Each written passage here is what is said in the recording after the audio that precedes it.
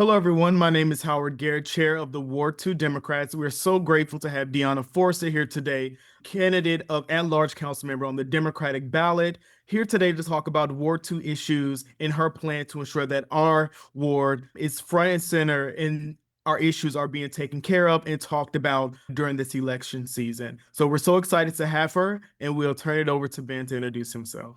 My name is Ben Dalley. I'm on the Ward 2 Democrats as our communications chair. I was born and raised in DC, long-term Ward 2 resident, and I'm looking forward to today's conversation.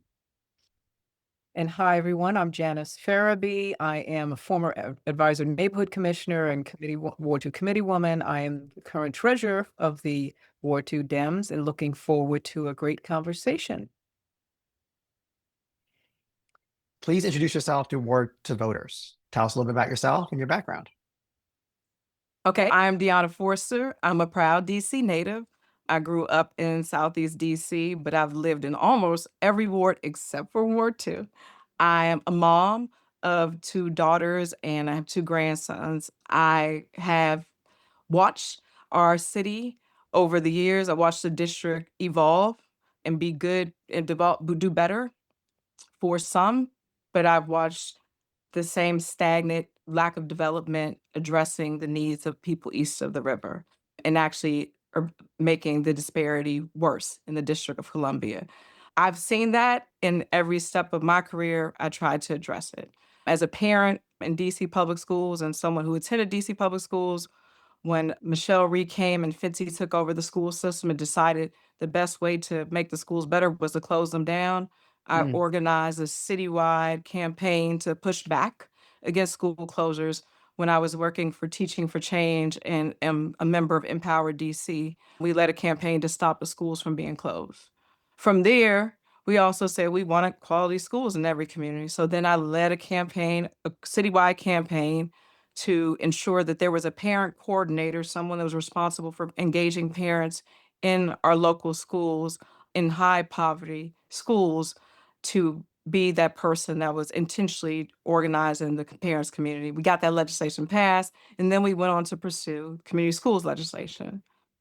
From there, I realized a big reason why parents weren't involved in their children's schools is because of financial barriers. So then I started working with One DC to lead up a campaign, the right to live and work in in DC. And we started fighting for DC jobs. And through the community benefits agreement for the Marriott hotel jobs, we ensured that they were hiring Ward 2 and Ward 1 residents to work in those jobs, and developers weren't just coming in and bringing outside of the district workers into DC. Then I led a campaign for $15 an hour minimum wage to increase the minimum wage overall. But then I realized a lot of people have good wages, but they lose their jobs because they get sick. So I led a campaign for paid family medical leave and won that. So I would say I've consistently been a person that has been committed to DC because I live here, I'm from here, I want my kids to stay here. And every time I've seen a problem, I try to identify a solution with the community to actually fix and address it. Outside of that, I've been a union organizer. I was elected during COVID, I forgot how many years ago, about 5 years ago, as the president of the Metro Washington Labor Council. When I was elected, it was during COVID, and I had to help across Maryland and DC help those communities reopen their schools and to also ensure that we were providing PPE and we were responding to the needs of our first responders with our city leadership in DC, but then also in Maryland with our county executives. So after that, I have joined the Governor Moore's administration, and for the past 3 years, I've been proud to be a part of a team who's actually been on the opposite side of labor. I am now negotiating. I'm the governor's chief negotiator for the state of Maryland, but I've also been able to provide and play a key role in providing support for workers when the bridge collapsed and now when we've had the longest federal government shutdown. So I have a lot of experience working as a community organizer, working in education, working in housing, but then also working on the government side. First of all, I want to thank you for running. It's been said that you only have to ask a man once, but you have to ask a woman 7 times to run for office. Yes. I wasn't asked 7 times, but it's an honor to be able to talk with you about your goals and dreams. And we're going to get into the first question around public safety. What strategies would you pursue to improve public safety and community well-being in Ward 2, including downtown, Logan Circle, and DuPont Circle? Yes, I'm sure public safety right now is on the hearts of everyone's mind, especially with the spring break. The kids are on spring break. I'm a mom, also the daughter of a retired DC police officer and a proud DC native. So I've observed DC from being the murder capital to where we are now. I've lost several loved ones, including a niece and nephew that were young and did not have an opportunity to make it beyond their high school graduation. So it hits home for me. I also live in Southeast DC, where we love the summer, especially myself, but we know as soon as it gets hot outside that it's a likelihood that we are going to have, violence around us. At the same time, I have a 18-year-old daughter. She's the last one. I have two daughters, my 28-year-old and 18-year-old daughter, and I have two very handsome grandsons. As I'm looking at Howard and Ben on the screen, I'm like, one day my boys are gonna be running these things like they are. I bring all that to my decision making. One thing I would say I've been frustrated with is that as politicians, and I'm not a politician, but oftentimes politicians get asked this question about how are we going to address youth crime? And we have quick political answers and we point fingers at the parents need to know where the kids are, not acknowledging they might be working multiple jobs, or we need to get the guns out the street. And at the same time, we'll see that guns in DC streets have gone down. So the statistics aren't matching up. I think we are trying to address the problem from a political perspective.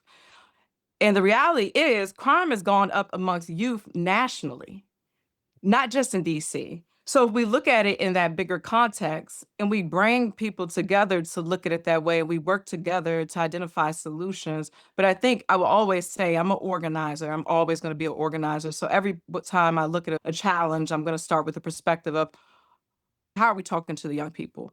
How are the young people telling us why is this happening? Every generation, our parents shook their heads and said, when I was growing up, we didn't do stuff like that, right? So we're saying the same thing. At the same time, if we want to identify real solutions that are going to want to address the deeper social economic issues, the disparities in our communities, we are going to have to bring stakeholders together in every aspect, from our educators, from our therapists, from our police to our social workers, people that are working in the housing community, to look at this jointly together to say, how do we resolve this issue?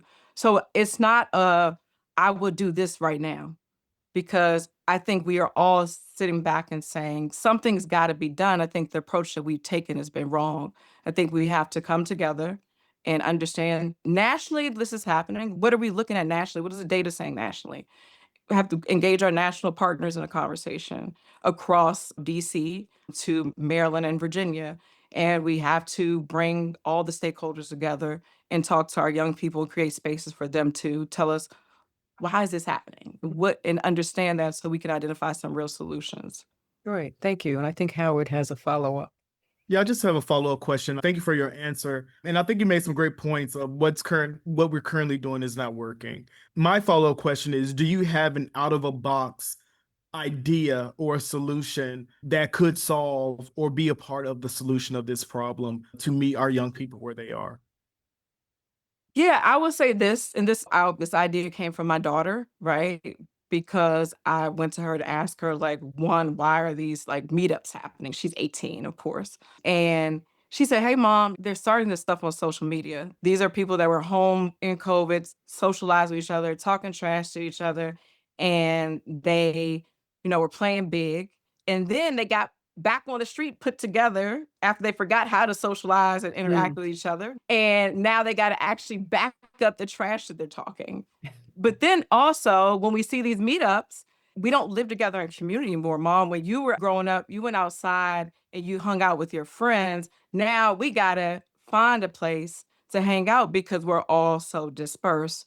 That helped me understand, okay, so if the problem is about like creating space for kids to come together and feel safe. Now, I would say the beef talking on social media and getting out in the streets and backing it up, I don't know exactly how to address that as far as like legislator controlling what's being said on social media. But I would say, as far as creating spaces for youth to meet up and to while out and to we used to go to skate parks and do all those things is and I think DPR has taken some steps to do that, organize the events through DPR. I think we need more of that, especially as the summer comes around. But I think it should be organized by youth. So instead of us organizing and saying, here's a space, because I think what they're trying to do is create control in a world where they feel like they had no control. So that would be an immediate idea. The other thing is, as someone who has lost a loved one to gun violence, my oldest daughter's father was murdered, and he was in and out of jail her whole life. I was 18-year-old when I had my daughter, and every time he tried to go get a job, he would get the job and then he would be fired from the job because they found out he had a record. So that's why I helped get ban the box legislation passed in DC. Because I felt like if we give people the opportunity to make different decisions, they will. Because I've seen it firsthand. But then I also was a part of the reentry network for returning citizens, and I've led pre-apprenticeship programs in Ward 7 and 8 to ensure that people like my daughter's father had a path to a different life coming out of jail. So that's one thing I think is we give people opportunity to make a different decision, and that through pre-apprenticeship programs and a pathway to a job where they say, man, I'm going to work. I don't have time to deal with this foolishness because they don't see college as a path for them. But then also to let our youth be the ones that are organizing these events and the meetups and be the one on social media promoting them and taking ownership over it.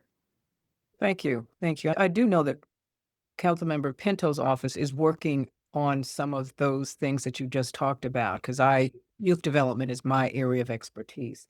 You're absolutely right. They have to have agency and be able to host.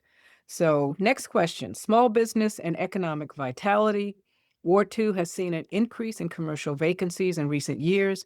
What policies would you pursue to strengthen small businesses, activate vacant storefronts, and support a vibrant local economy? So, as you may know, my background is as a labor organizer. For many years, I would say part of my career, 20 years, I've spent directly working for a union. And through that, I've led campaigns to increase the minimum wage to $15 an hour and paid family medical leave. Saying that because at times those initiatives are seen as not for small businesses, right? But when we had work groups on each one of those efforts, and we engaged the small business community to ensure that when those legislative policies were passed, that they weren't negatively impacting the small businesses. What I've learned since then is that many of the small businesses don't have lobbyists, don't have the time to be at the city council, don't have the time to even engage with me as a professional lobbyist for the union to help me understand what their perspective is. Since then, no longer in that professional role and having the opportunity to talk to small businesses, because I believe right now, especially what's happening in DC, where we see big businesses are closing down, this is an opportunity that we need to invest in small businesses. So my treasurer for my campaign is a small business owner, and I charged her with ensuring that every step that I take is informed by the small businesses and not the groups representing them. I want to go talk to them in their place of work because, like I said, what they explained to me is we are the staff of the small business. We don't Mhm. have time. But during those conversations, I asked them, I said, what role do you see at-large council member or someone creating policy could do to better support you? And some of the things that I've been told is let's cut through the deadlines and things, licenses that they have to obtain, that you need an attorney to actually process those things. And as a small business, they don't have a budget for an attorney or someone to manage all of the applications. So how can we help streamline that process for our small businesses, invest in them? The other thing is when I led campaigns, when Walmart announced they were coming to DC and Marriott came to Ward 2, actually, I was a part of efforts with the community to be a part of a coalition to demand community benefits agreements from those large corporations. And a part of that community benefits agreements were ensuring that the negative impact would be considered to those local small businesses. And we asked for facade improvements for the small business on Georgia Avenue when Ward 4 Walmart was coming. We asked for funds to be set up to support those small businesses that were going to lose the foot traffic that were going to be going directly into Walmart. So one, the biggest thing is we as a district have to make sure in the moment that we are negotiating with large businesses to come to the district, because we need them as anchors.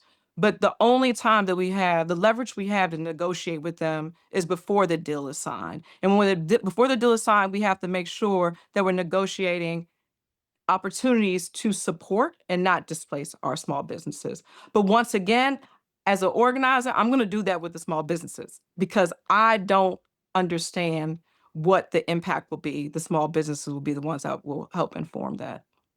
Great, thank you. Transportation and mobility. What transportation and mobility policies would you prioritize to ensure Ward 2 is safe, accessible, and efficient for pedestrians, cyclists, transit riders, and drivers? Yes. Now, I would say this transportation, mobility, and the Vision Zero plan, these things to me are new because I live in Ward 7. And unfortunately, I have to have a car to get my kid from Southeast to Ward 3 to go to school or from soccer and groceries and all those things.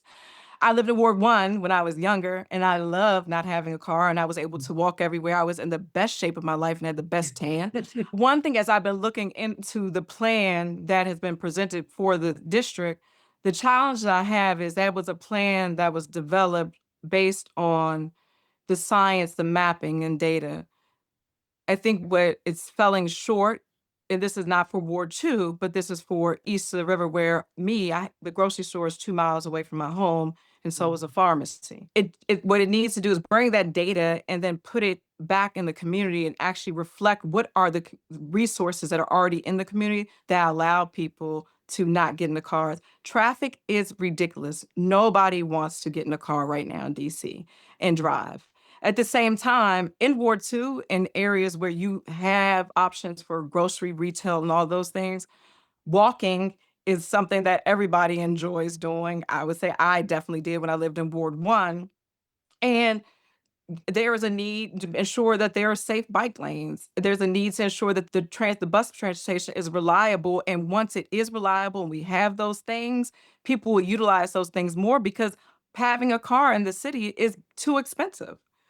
The parking. So ensuring that the plan itself, the idea of it sounds good, but we have to make sure that the resources are in each community to invest in that plan. And Ward 2 has those resources to be able to ensure that people can walk and use bikes and don't have to be in their cars and commuting. Even when I come up to Ward 2 and Ward 1, I am getting in an Uber, so I don't have to utilize parking and all those and drive and the frustration of driving. But I will rely on Ward 2 council member to help inform me as at-large council member what their constituents want overall in the plan and what's to be implemented and where the investment should be made. Great, thank you. Public spaces and quality of life. What steps would you take to ensure Ward 2's public spaces, libraries, parks, and community facilities are well maintained, welcoming, and actively used by residents and visitors? Our parks in the heart of the district are places where people come to enjoy. Our dogs are able to come to. I'm glad that my dogs have shut up.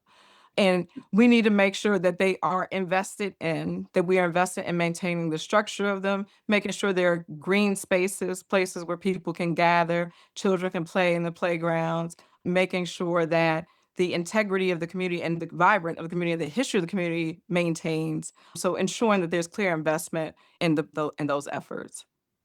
Great, thank you. Next, housing stability and homelessness. What policies would you support to address the unhoused in Ward 2 while ensuring residents have access to housing, supportive services, and safe communities? So, as someone who sat on DCHA, as a commissioner, former commissioner on DC Housing Authority Board, as a former AC commissioner in Ward 1, who pushed back against developers who wanted to minimize the number of affordable units and micro units instead of family size units, and someone who's seen my family. I'm the only one here, my immediate family that still lives in the District of Columbia. So affordable housing is important to me. And I do have family in Ward 2, and they live in affordable housing. They're seniors, and they have expressed concerns about being able to stay in those properties, but also the maintenance of their buildings. So, my priority is to ensure that lifelong DC residents can stay here. And doing that through our Housing Production Trust Fund and pushing developers to increase their housing affordability, reflecting the lower level of the AMI, not the AMI where it's 150,000 and we're giving people credits, because those are not where families need.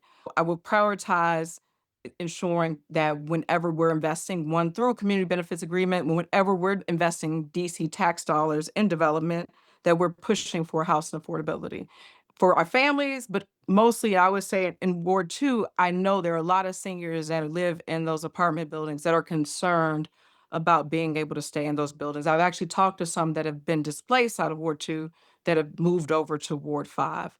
So targeting the senior population in Ward 2, ensuring that their buildings are rent controlled, their buildings are maintained at a level and accessible for their needs. But then also pushing, as through the DCHA, more transparency in how they're maintaining in their public housing system. We've had challenges with DCHA for years, which actually owns the city land that we have right now. So we have to hold DCHA accountable and ensure that they are meeting the needs of our communities that they are funding through our seniors, our veterans, and our lower income residents. So I have a quick question. slight. Oh, you go ahead. Go Go ahead. ahead. Quick question. I was the lead ambassador for the Downtown DC Bids Weekend Homeless Services. We have a lot of unhoused individuals.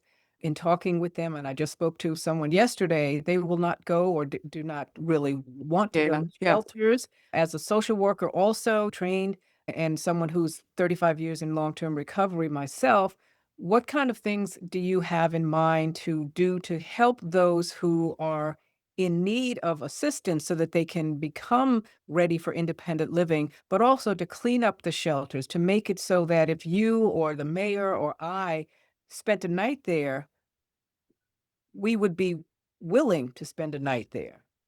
The biggest challenge that we see is like our housing service, our health services, they're not coordinating with each other. So one, especially for someone who's homeless, as you said, you talk to folks that are homeless. For someone to make a decision that they rather be on the street than versus be, we know there's some mental health issues. There's some work that needs to be done, but that's when you have to ensure that there's wraparound support from DOES providing job opportunities, but then also from our mental health support, helping someone go recovering from being homeless from whatever condition allowed them to say, this is where I want to live. And that's analysis that will have to be made through a mental health expert to diagnose what support does this individual need to actually be put in a home. And then once they're placed temporarily in a home, then how do we actually ensure they secure a job, not just enough money to get out of the services, but enough money to be able to pay rent in a place that is affordable. And we have all the programs there, but what's not happening is they're not coordinating together to focus specifically on our homeless community. Thank you. Accountability and results. If elected, what measurable goals or outcomes would you commit to achieving for Ward 2 during your first term? As someone who used to endorse candidates for a very long time, I'm all about accountability. So I'm very careful about what I would say what I would do, because I'm going to be held accountable to it personally for myself. So the first thing I would say directly for Ward 2, I just want to acknowledge that the role that I am going to be elected to is at-large council member. And as an at-large council member, my role is to work with the council member for your ward that you all have elected. So I'm going to always work in coordination with that council member. There are going to be times that the constituents of Ward 2 may feel like they're not being heard by that council member. Then I'm going to go and talk to the ANCs and civic communities and other groups to understand how I can be helpful and be accessible to them and be a voice for them on the city council. So I'm going to, one, respect the role of the council member, but I'm also going to make sure in those moments that I need to step in to get a different perspective, I'm going to rely on our ANCs, our Democratic Party, our community schools, organizations to help inform my posture. I would say for me, two of the committees that I am most focused on is one, the biggest one is for me, education is my passion because as a single mother and a mother that doesn't have a lot of resources, I've always told my daughters, unfortunately, you all did not get a silver spoon. We got a plastic one. We're going to make it bend and make it work. One thing I can do is give you access to a quality education, a good educational experience that's going to ground you to open up doors for yourself. I've had to do that by traveling from Southeast to Upper Northwest for almost 20 years. I know what that feels like. I want to make sure that we have community quality schools in every community that we live in, which also contributes to having livable and walkable communities when we can walk to schools. So one priority for me is almost 20 years ago, I helped get community schools legislation passed in the District of Columbia. It was never fully funded or invested in. For the past 3 years, I've been working for the governor of Maryland, and we found out that the reason why crime went down in Baltimore is because they actually invested in community schools.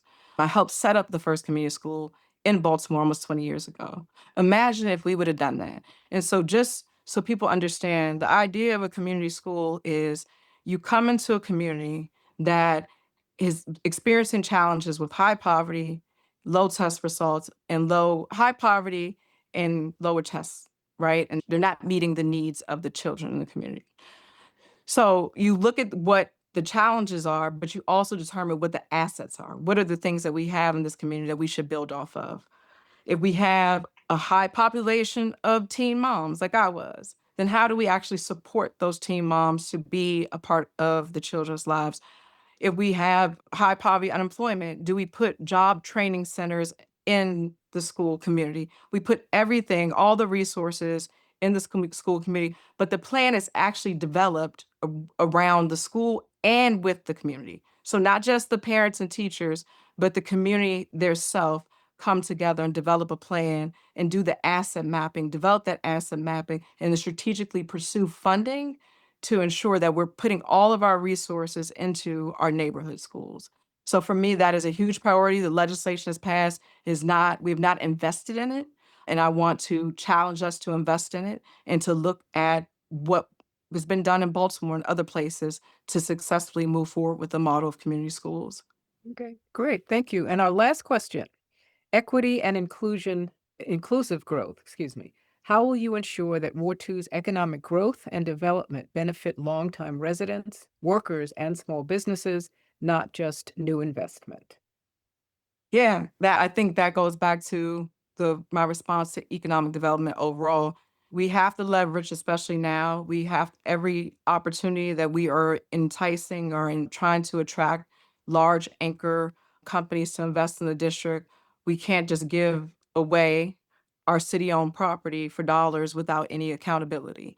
We have to make sure that at that moment, before the deal is signed, that we are getting a enforceable on paper community benefits agreement that ensures that we are creating opportunities for our small business owners, that we are not displacing lifelong residents from housing, that they are agreeing to before we sign off on the deal, that these are the demands of Ward 2 community.